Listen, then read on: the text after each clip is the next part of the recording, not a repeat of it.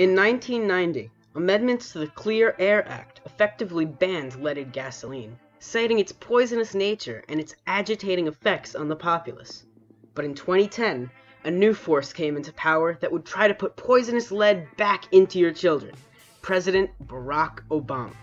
You might ask yourself why Obama would want to put lead in your children. The same answer to every question in America: oil.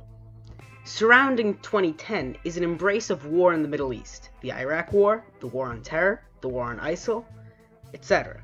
And you probably have already guessed that these wars were about delicious, delicious oil.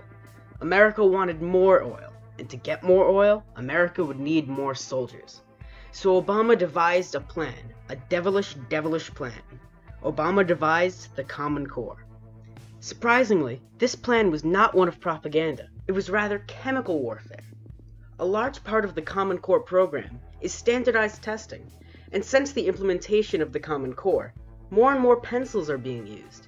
This means that the amount of lead entering a child's body each year has gone up exponentially with longer tests, more tests, and even test prep.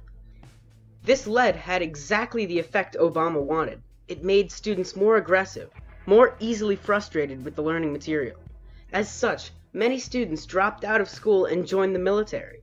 In fact, 3% of all students joined the military in 2017, as opposed to the 1.8 9 years prior. The oil companies were in on this grand scheme too.